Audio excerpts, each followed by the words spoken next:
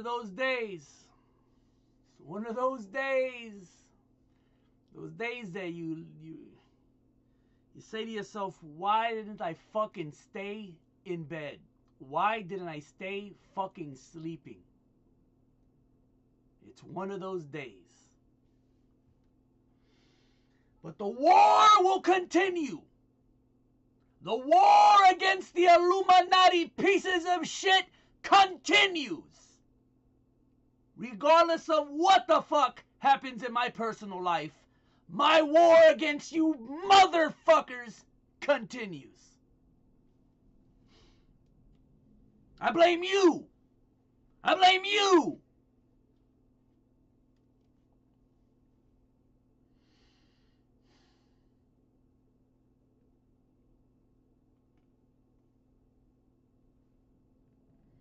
Don't even know where I left off.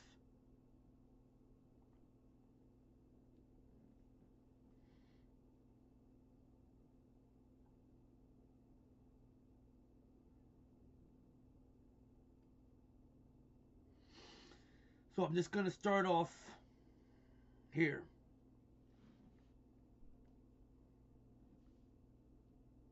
I might be repeating something from a previous video. After World War I, the monarchists were still a very powerful force in Germany, enjoying tremendous social prestige and popularity among the upper class. The German People's Party and the Nationalist Party, the two largest conservative political parties, were pro-monarchist.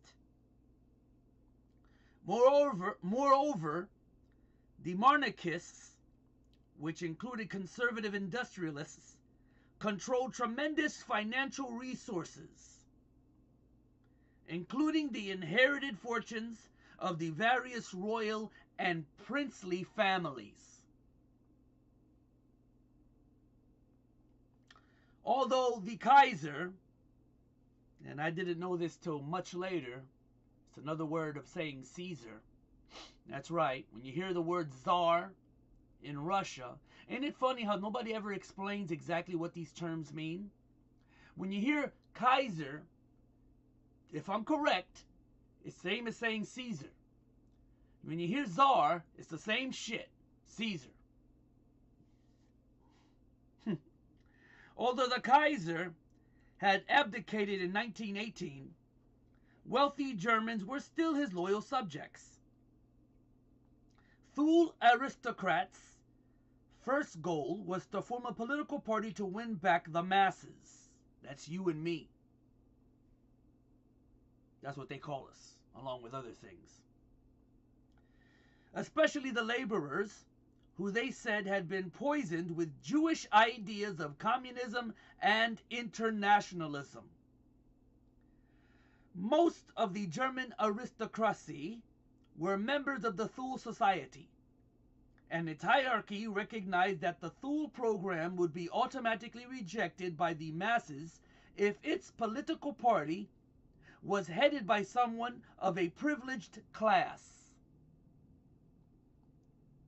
Thule thus recruited Anton Drexler and his German Workers' Party, GWP, financing and promoting it as its own political party. The GWP adopted the anti-Semitic and pro-monarchist Thule agenda. Meanwhile, Dietrich Eckart composed a bardic verse in which the coming of a national redeemer was prophesied. Obviously, his so-called prophecy was prompted by the seances with Gurdjieff, where Eckart received his annunciation that he was destined to prepare a Messiah for the German people. And again, if I mispronounce these German names, forgive me. A few weeks after the Free Corps liberation of Munich, Eckart brought to the Thule Supreme Council the idea that the hour of a great charismatic leader had come. Following is a portion of the verse which he read. We need a leader, familiar and foreign at the same time, a nameless one. We must have a fellow as a leader who won't wince at the rattle of a machine gun. The rebel must be given a damned good fight. An officer wouldn't do. The people don't respect them anymore. Best of all would be a worker, a former soldier who could speak. He needn't be very brainy. Politics is the most stupidest business in the world. I'd rather have a stupid, vain jackanapes who can give the Reds a juicy answer and not run away whenever a chair leg is aimed at him than a dozen learned professors who sit trembling in wet pants. The final requirement for this charismatic leader was he must be a bachelor. Then we'll get the women. The Thule was well on its way to accepting Adolf Hitler. Grail mysticism and the unknown Hitler. While in Vienna, the still obscure Adolf Hitler read every occult book he could lay hands on. Not only was he familiar with the history of the Masonic revolutions during the past century, he was also aware that the two Freemasonries vied for power. As an imperialist, he hated Grand Orient Freemasonry, not only because it destroys thrones, but because he mistakenly supposed it to be controlled by Jews. He appeared to favor English Freemasonry. Most of his Masonic heroes were tied to the Grand Lodge or Rosicrucian conspiracy. Can we therefore link the anti-Semitism of the Priory of Sion, with an S, to Adolf Hitler, either by direct formation or indirect influence? As we saw in Chapter 1, the Priory of Sion founded anti-Semitic Rosicrucianism as a front organization. In Chapter 18, we discovered that Sion also created the Alliance Israelite Universelle to conquer the Zionist movement. Let me read that again. In chapter 18, we discovered that Sion also created the Alliance Israelite Universelle to conquer the Zionist movement. In chapter 22, we saw how Sion's agent, G.I. Gurdjieff, persuaded Joseph Stalin to intercept Zionists at the Russian border in an attempt to contain the Zionist movement. We saw further that Stalin's Iron Curtain policy failed to stop the movement. Could it be that Hitler was next in line to take up where Stalin failed? And you have to, and let me stop right here. You have to look at it this way. Remember, we're all pawns, including these dictators, these kings, queens, these prime ministers, these presidents. So you have to look at them the way they look at them. The real powers that be look at them as pawns on a chessboard. Okay? So you have to keep that in mind.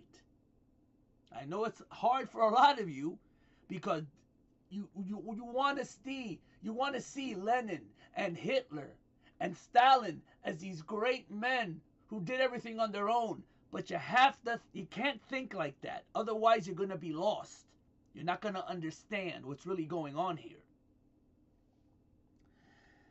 Did agents of the Priory of Sion also educate and groom the future Führer to carry out the final solution, in hopes it would once and for all crush the Zionist movement?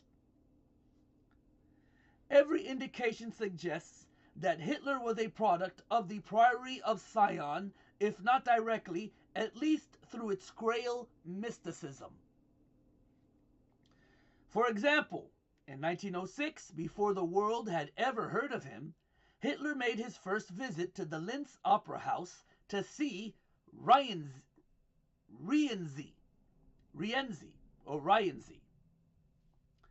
an opera based upon Grail mysticism. In 1907, he joined an anti-Semitic Rosicrucian order in Vienna called the Order of the New Temple. The New Temple blamed Jews and Freemasons for the European revolutions of the previous century.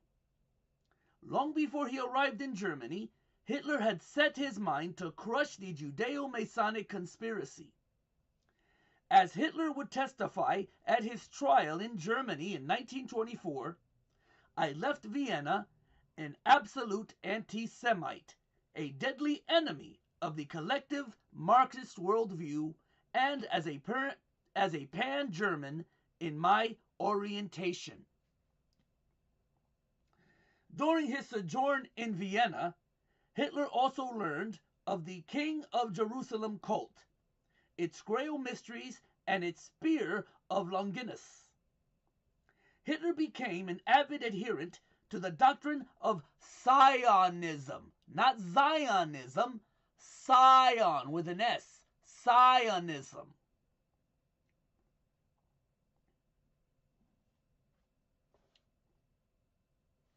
Where is that?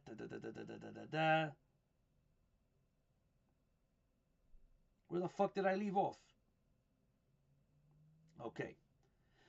So much so that the authors of the Messianic legacy, when comparing the Messianic orientation of the Third Reich to that of the Priory of Sion, found them to be identical.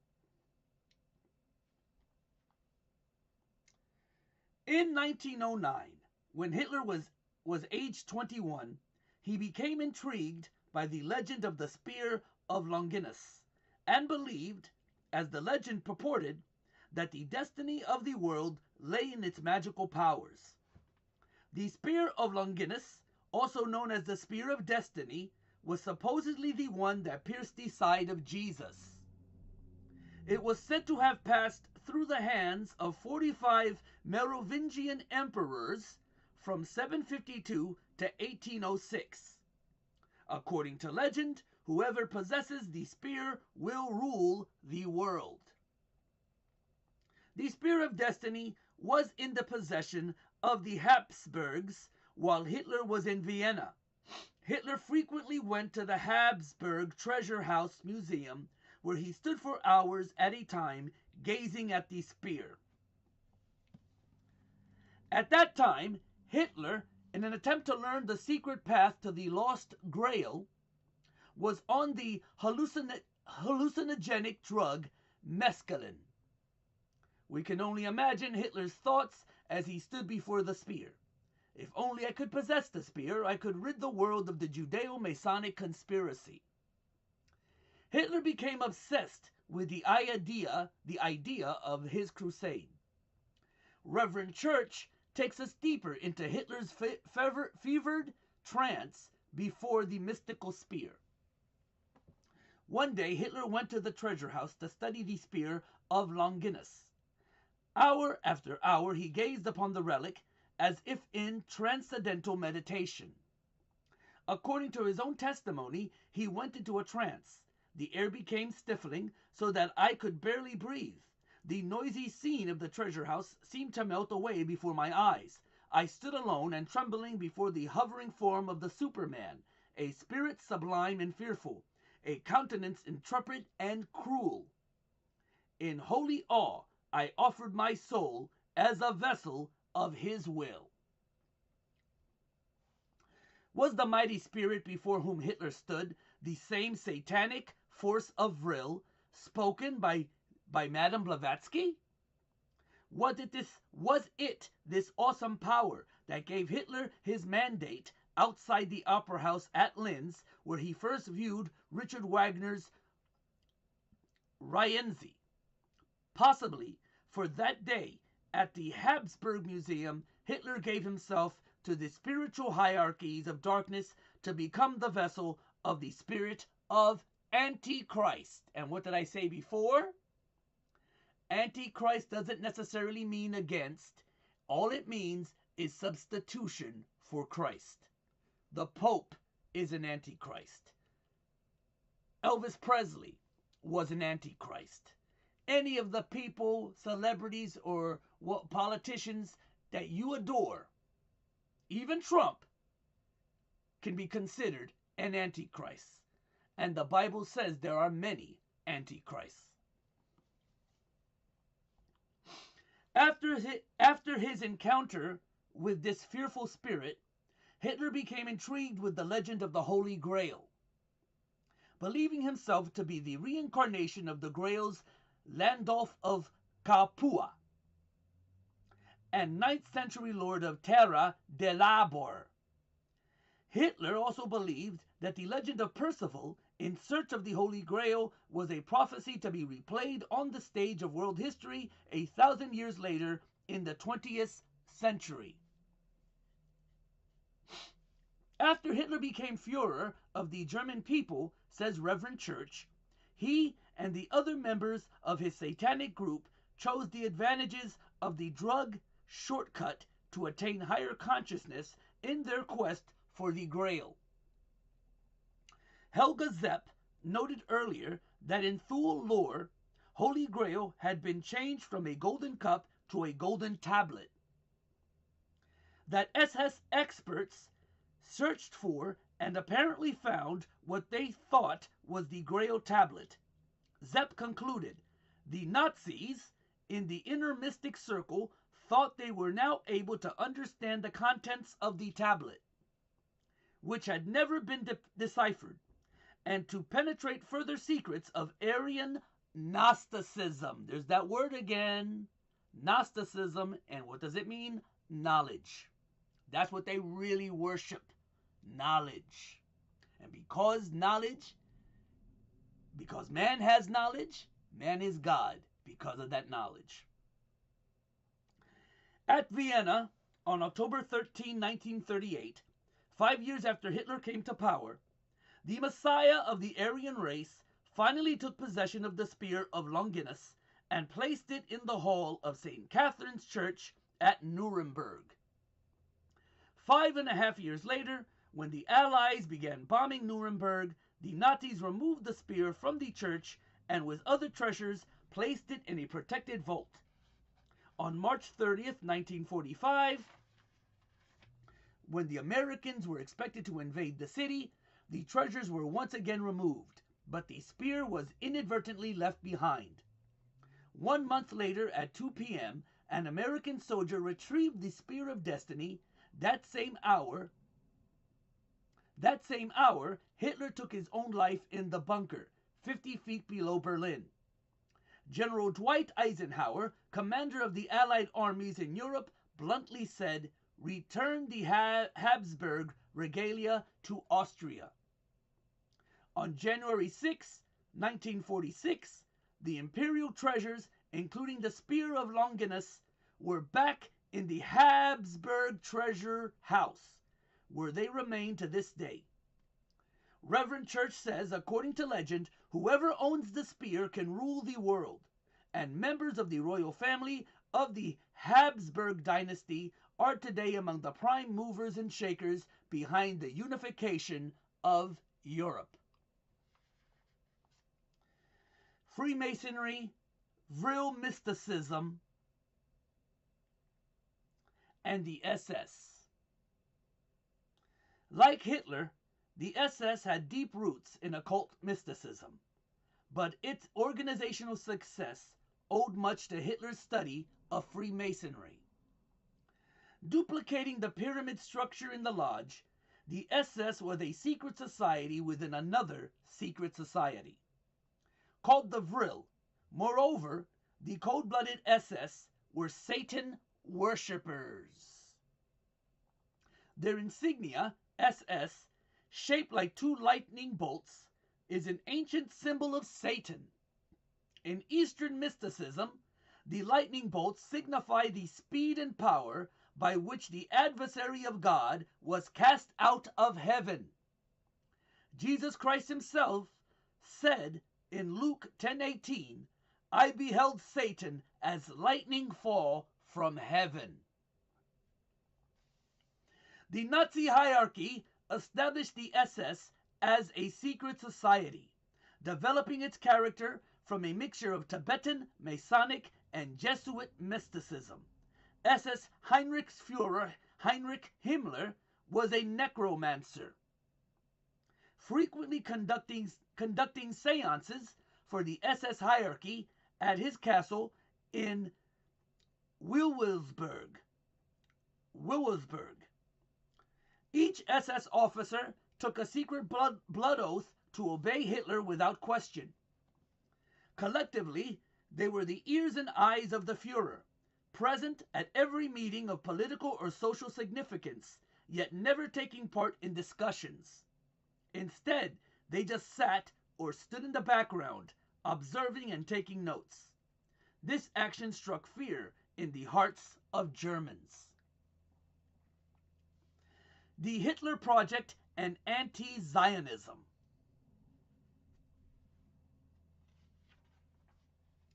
We have discovered that the first 2 decades of the 20th century saw several mysterious rendezvous among a number of Rosicrucian and with the future Führer of the Third Reich. These Rosicrucians played significant roles in the Hitler Project. We will review these meetings and discuss the possibility that these rendezvous were not happenstance, but prearranged appointments made by agents of the Priory of Sion. In Vienna in 1900, Peter Adolf Lantz, a Benedictine monk who had become obsessed with his study of Freemasonry, changed his name to Georg von Liebenfels and founded a Rosicrucian order called the Order of the New Temple. The name New Temple was a play on words, meant to replace the Old Temple or Old Templar Order. The Old Templar Order, which was embodied in continental Freemasonry, was believed by Liebenfels to be controlled by the Jews. Wolf Schwarzwaller, author of The Unknown Hitler, informs us that esoteric and Masonic elements were important in Liebenfels' secret society, in which the blonde, blue-eyed Germanic master race struggled against the inferior dark races. Liebenfels planned to replace the class struggle with the racial struggle, which would go all the way to the castration knife. Under his given name, Lantz, Liebenfels had taught in a Benedictine cloister school from 1890 to 1900. He must have known Adolf Hitler, for the future Führer had attended the school during the latter half of that decade. Before that, the school had been directed by Abbé Peter Hagen, who was an expert in Oriental mysticism. The Abbey's coat of arms was the swastika, a wooden carving which stood above the entrance door to the director's office. Plot thickens. Hagen left behind an extensive library of mystical works which was completely absorbed by Liebenfels. In 1900, when Liebenfels founded the Order of the New Temple, he selected the swastika as the order's coat of arms.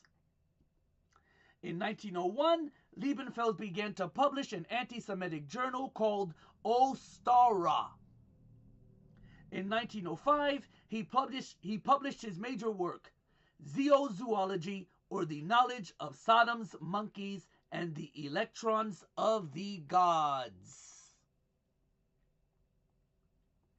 In this book, Liebenfels demanded the total extermination of the darker-skinned races, offering in support the doctrine of English Freemason Reverend Thomas Malthus, who suggested that the earth would soon be overpopulated, requiring the extermination of useless eaters. So now you know where Ted Turner got the term. He didn't make it up. Okay? Now you know where he got it from.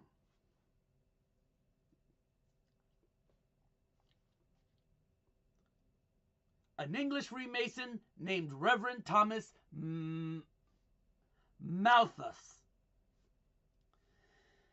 According to Liebenfels, the Jews, as the most intelligent of the ape races, as he put it, were also the most dangerous. As useless eaters, he said Jews must be exterminated first. And remember, this is many years before Hitler came to power. Liebenfels also pointed to the British colonial regime as its race patriots, as an example to follow in making the white race supreme. The New Templar Order saw itself as a human breeding society. Its aim was to produce new Aryan heroes. It was no small surprise that Hitler, while living in Vienna, passed by the building which displayed the swastika symbol, the symbol so familiar to him during his Benedictine school days. Nor was it surprising that he entered to visit his old schoolmaster. Hitler admitted that in 1907 he joined an anti-Semitic order in Vienna, which could only have been the New Temple Order. Hitler, for example, was an avid reader of Liebenfels' Ostara. In 1909, when in one of his 3 moves he missed several issues, Hitler went to New Templar headquarters to pick up the missing copies, leaving his new address with Liebenfels. Moreover, Liebenfels claimed Hitler as one of his disciples.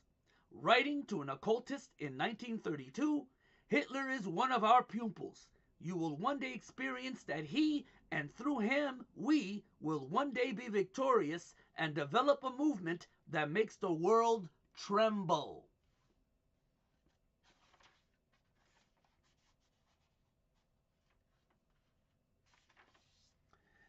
All right, let me take a break. Of water. Here's some music. Let's see if I don't get turned off.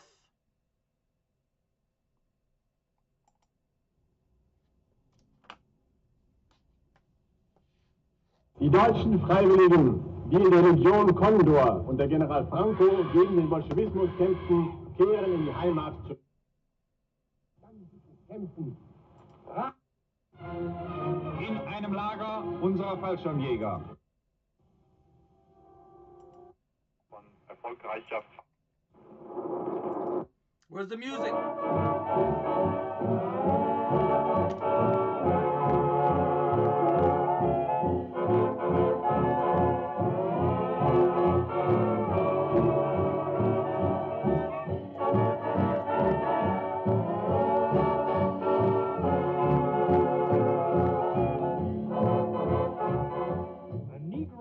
Oh boy.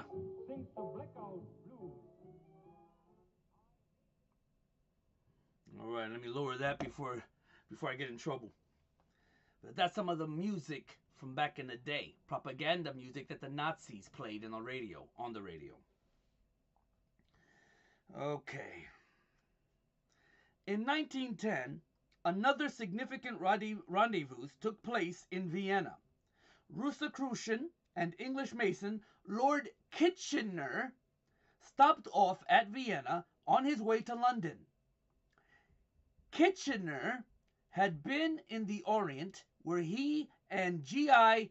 Gurdjieff had completed initiating future Nazi Karl Ernst Haushofer in Tibetan mysteries. Within 8 years, Haushofer would be training Hitler in geopolitics. In 14 years, he would be assisting the Fuhrer in writing a portion of Mein Kampf. And in 20 years, he would be training Hitler's SS in Tibetan mysticism and founding for them the Vril Society. Why did Kitchener go by way of Vienna on his return from the Orient? Liebenfels may have the answer, for he claimed that Kitchener joined his order. It seems the two mysterious rendezvous at Tibet and later in Vienna were only the beginning of a series of secret assignations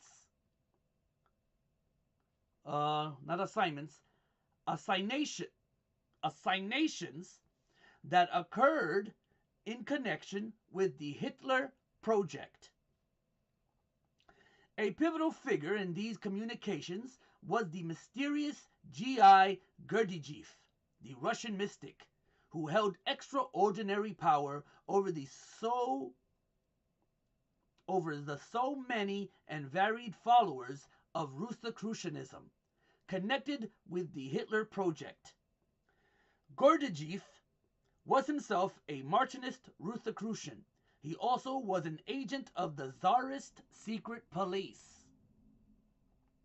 You see how all these different groups that you're taught were against each other. You go to school and the bullshit socialist teacher tells you that all these different groups and societies were fighting each other.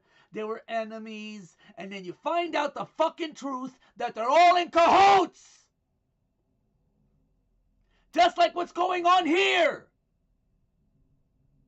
There's no difference between Trump and Biden. It's the same damn shit. They know what to do. First, they give you 4 years of one type of bullshit, and then they give you 4 more years, if the other person loses the election, of a new type of bullshit. But it's the same shit. They're not enemies. I've seen pictures online of Trump and his chick with fucking Hillary Clinton and Bill Clinton having a good old time, smiling like best buds. And you believe these motherfuckers are enemies. Anyway, it seems likely that Lord Kitchener and Liebenfels, as Rosicrucians, were agents of the Priory of Sion. Their use by Sion was not necessarily dependent on their cognizance. No evidence exists that Liebenfels had prior communication with the Kitchener-Gurdjieff-Haushofer trio. Nevertheless, the precise timing of the meetings among these powerful Rosicrucians is definitely suspicious. Kitchener, Liebenfels, and Hitler belonged to the same Rosicrucian order. All three were in the same city at the same time. Is it not plausible to suggest that Liebenfels arranged the meeting between Hitler and Lord Kitchener? Gurdjieff's importance emerges when we consider that he trained the key players in the Hitler Project. In 1900, for example, Gurdjieff initiated Joseph Stalin into the Rosicrucian Martinism. It was the Hitler-Stalin Pact of 1939 that started World War II. And as we have noted, after his encounter with Stalin, Gurdjieff rendezvoused with Kitchener in Tibet to initiate Rosicrucian Haushofer into the Tibetan mysteries. Then in 1910, Kitchener was in Vienna visiting the Rosicrucian Liebenfels, who was Hitler's first mentor. After the Russian Revolution, Gurdjieff and the Russian Rosenberg, who brought the protocols to Germany, appeared in Germany, participating in a series of seances with Thul's Dietrich Eckart.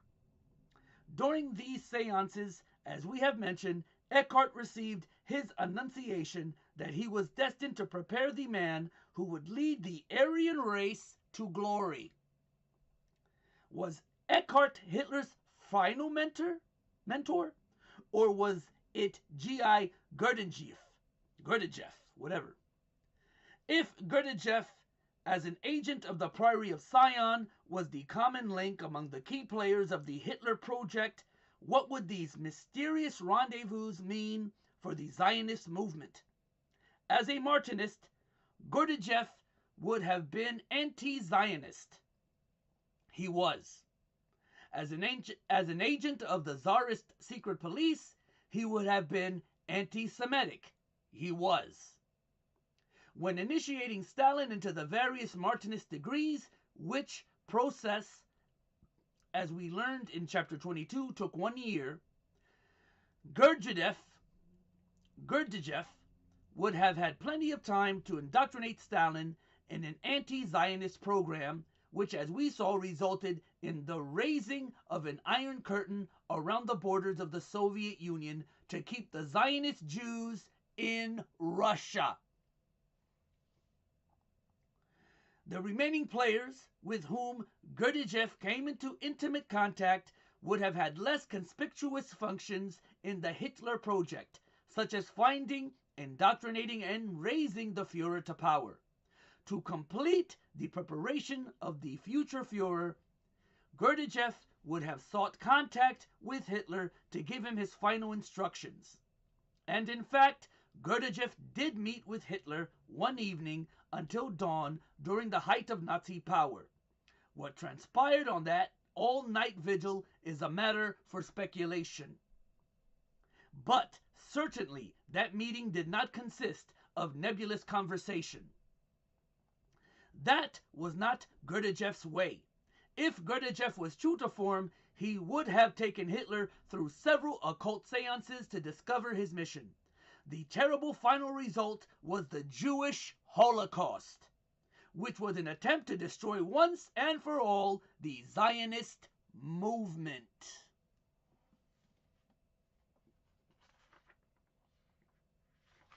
Okay, I'm going to stop it here. Let me memorize where I left off. Okay. And I want to add on that because of World War II and the beating or winning the war against the Nazis, we have now the State of Israel. How convenient, huh? What coincidence that is. Huh? Don't you think it's coincidental? No, it's not. Everything happens by design, especially in fucking politics. Now, before I end the stream, or the show, the upload, I needed that. I needed to read and continue this series because I am so sick of all of you. I really am sick of humanity. Even those of you that watch this show and support me, I'm beginning to lose faith in humanity. You're not appreciative. You don't give a fuck. You want more and more and more and more. And every time, it's never enough. It's never enough. And you're not happy with what you get. This country is full of unappreciative motherfuckers. That's what I have come to fucking realize. We deserve to be humbled. And I don't care if it takes a fucking third world war or a natural disaster. We deserve to be fucking humbled. Because quite frankly, I'm sick and tired of all of you. I am sick and tired of all of you.